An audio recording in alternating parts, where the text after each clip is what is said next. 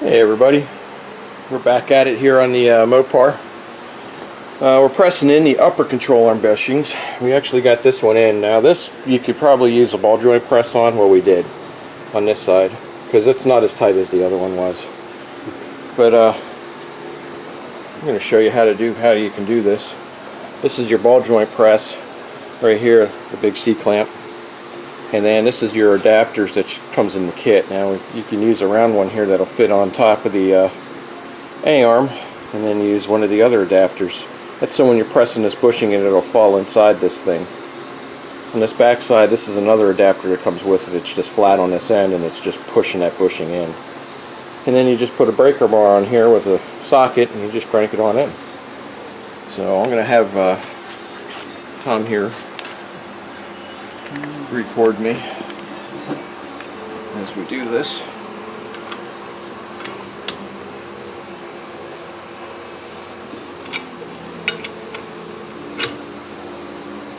And if you can see the bushings getting pressed in to the arm.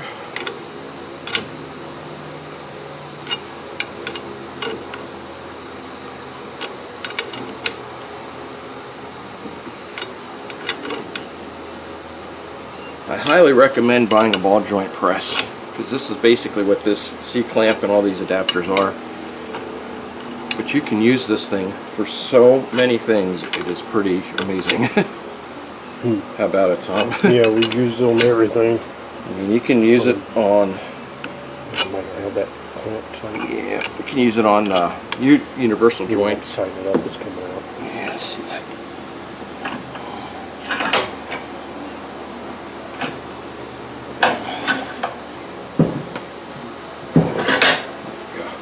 You can use it on universal joints.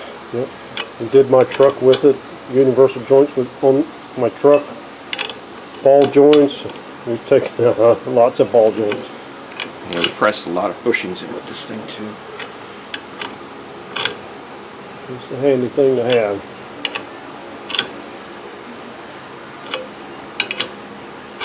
And as you can see, we're almost pressed the whole way down.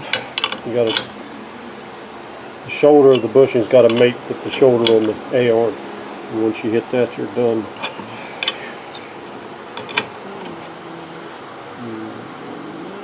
There we go. And that's it.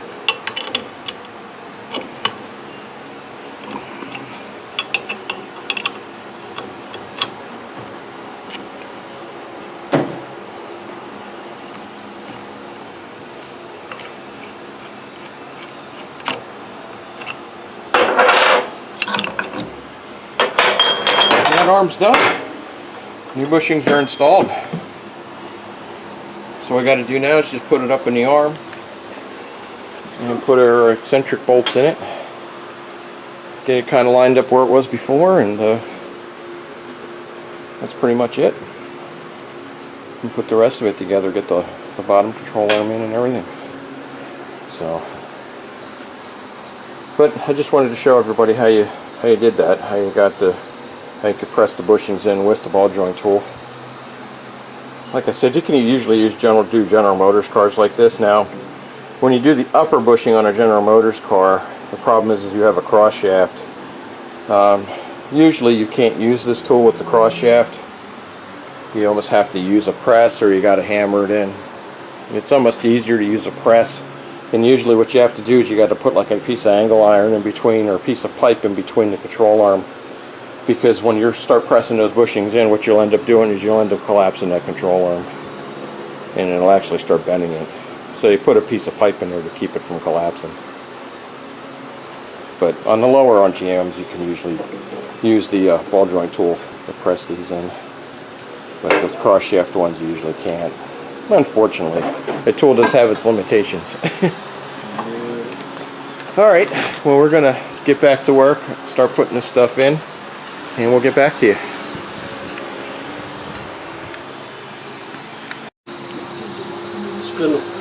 Oh, hey everybody, here we are. We got, there's your spindle. If we put it this way, we can lower it down. Got all the Got the strut rod in, the lower control arm in, the upper control arm. Got our torsion bar back in. Don't forget to put the clip in that torsion bar, Tom. Don't forget to put the clip in the torsion bar. Yeah. There's a picture of what everything looks at. Remember, there's a clip at the back of the torsion bar, so don't slide back. That's right. Put that in right now. There's our little, there's our new strut rod bushing. Lower control arm. So we're just trying to get everything buttoned up here. Got our upper control arm in. With our new bushings and the eccentrics. All this silver mess is anti-seize. Got a little crazy. Yeah, Tom got a little nuts. Yeah. A little drop goes a long, a little dab goes a long way, doesn't it?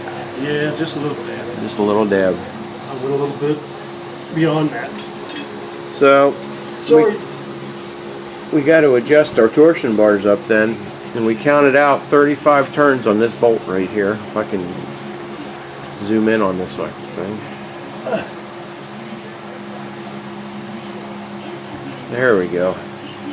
So that's your that's what adjusts your ride height on a Chrysler, and that's your bolt. And then there's your lock that's up above it. Remember, we were showing you that when we were messing with the lower control arm the other day. And your torsion bar fits into that thing, and then that little pivot is what turns your torsion bar, and that's what adjusts your ride height on these cars.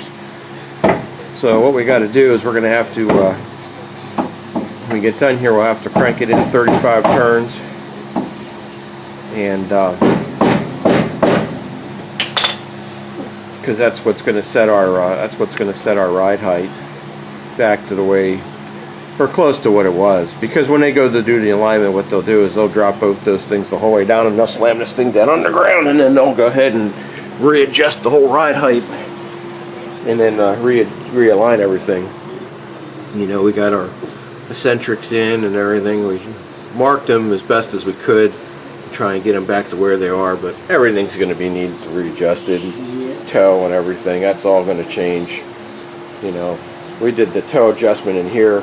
You saw that video when we did that poor guy toe adjustment just to get it so that it would quit tearing the tires up. I'm not sure.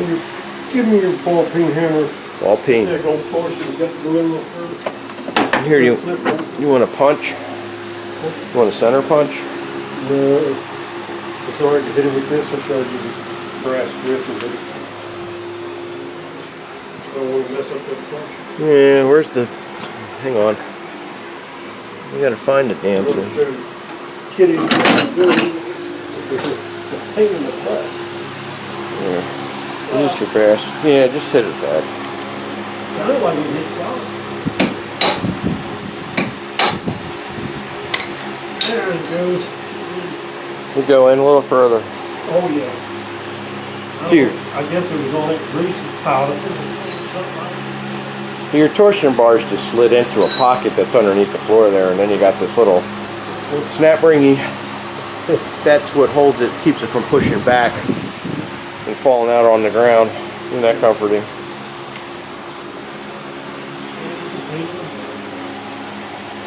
Yeah.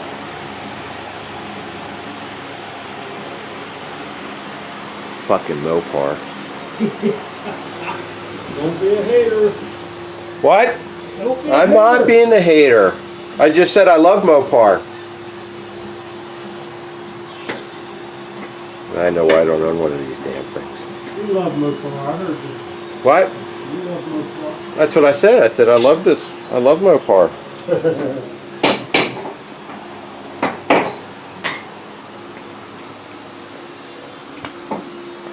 Now we need to get some. Need to find some. Chris, Yeah. if you want to show them what it looks like and double check, make sure it's, I got it in right. Here's the flashlight. Just double check me. I didn't have the glasses. Let's make sure I got that clip in the back right. And show the kiddies what it is. Yeah. See, there's your. Right there's your torsion bar right there, and that's where it. That's where it slides in at. You can see your little clip in there that's holding the damn torsion bar in. And then it just runs all the way up front, which you probably can't hardly see because it's black as coal. There it is. And then it runs up front. So that's our torsion bars. This is also a major rust spot on some of these Chryslers too. If you go look at one of these Mopars, you want to check your torsion bar mount. This is basically part of the subframe that's welded into the floorboard. And they have a nasty habit of rotting right here. Sometimes you go to look at these cars and you'll see, why is that thing slammed down on the ground in the front end? It's because your damn torsion bar's up in the freaking floor, hanging out underneath the seat. So, but at any rate, that's how that goes together. So, we're getting closer. How about a time we're getting closer? Way closer. I gotta get the lower ball joint. I got new ones. Oh yeah, we got to put the new ball joint in. Yeah, I got new lower ones. We got new lower ones.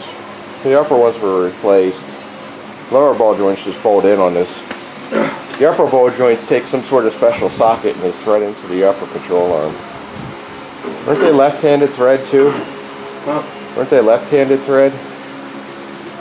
The ball joints? Which ones? The upper ones. Yeah, I think, Yeah, they're backwards. yeah, they're back. Yeah.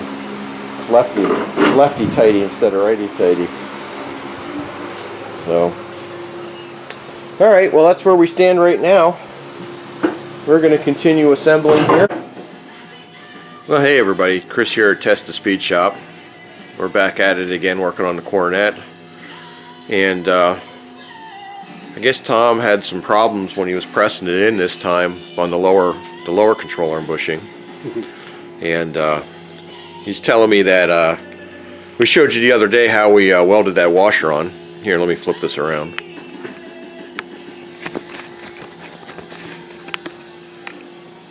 He welded that washer onto the bottom of that shell for the lower control arm bushing. And he was saying that this washer kept popping off, that they actually kept breaking the weld on it. I welded all the way around. Really? And it still popped that off of it. He said that he maxed out the press at 5 tons and the safety valve shut the motor off at 5 tons. Yeah, They say he had to wait and go back and it would just go ever so slightly because it's just so damn tight in there. Yeah, it was tight. So I don't know if you guys will run into the same problems with this, but we're just telling you what the experiences we're having with this. So I don't know, this is probably a job that you're probably going to have to take to somebody to get done. I don't see anybody pounding this thing out of there. If you got a good press, it'll come out. Yeah. But if you don't have, you need 5 tons or more. Yeah. To get that to, you need to weld it on. You need to weld something onto it. Yeah, and weld it on good. Yeah. High strength. So this is where we're at right now. Just got the lower arm put in. Right now we're working on getting the spindle in. The other side's all done. Drum's all back on, spindle's all back on. Everything's all back together. Got the lower or the upper control arm all in. So, concentrics. That side, the upper arm's already done. He had that done on. I wasn't here Saturday. I had to go away. I had a family reunion to go to. So Tom was here working on it Saturday, and he got the upper control arm bushings in and everything, and got this side apart. So this is where we're at right now. We're in the process of putting this all back together, and trying to get it all buttoned up so we can get out on the road, get it down on the road. So I'm going to turn the camera off, and we're going to get to work here, and we'll get back to you here.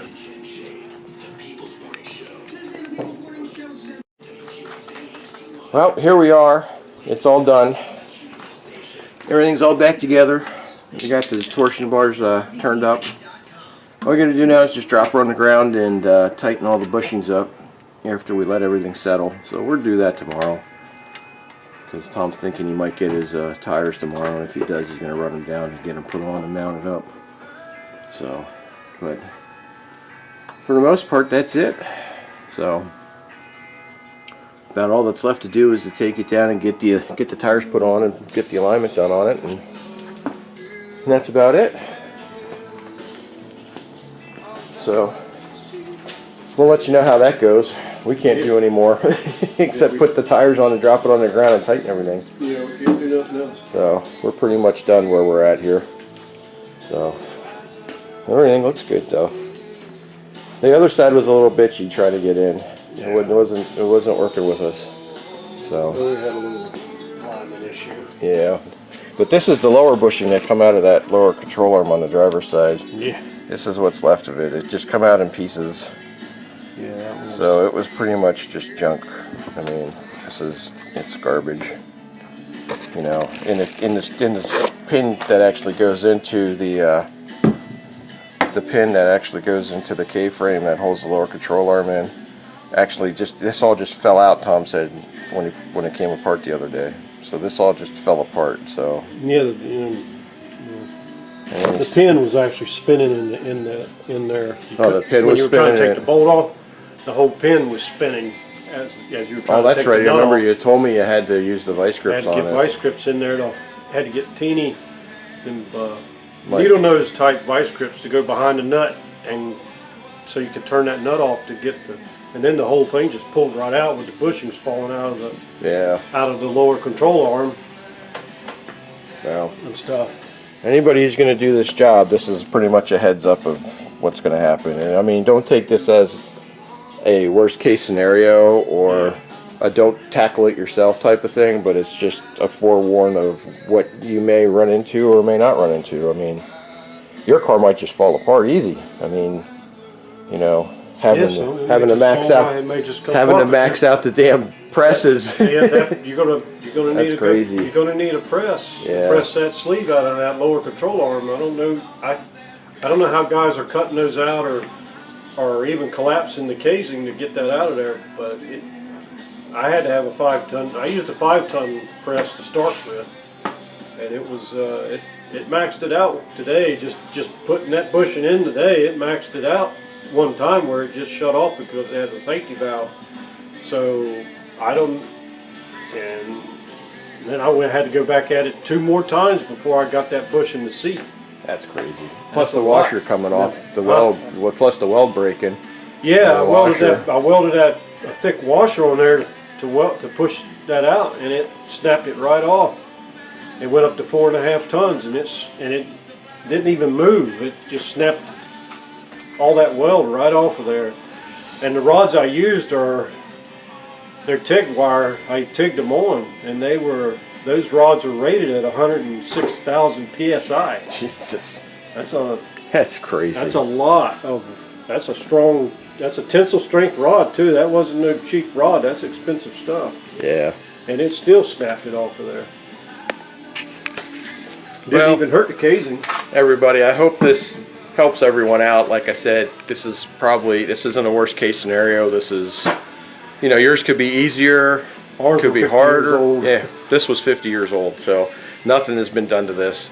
So it looks like somebody put torsion bars in it, and maybe they put strut rod bushings in it, and that's about it. You know, nothing else was replaced. So, you know, I mean, so at any rate, that's it for now. Signing off. Till the next time.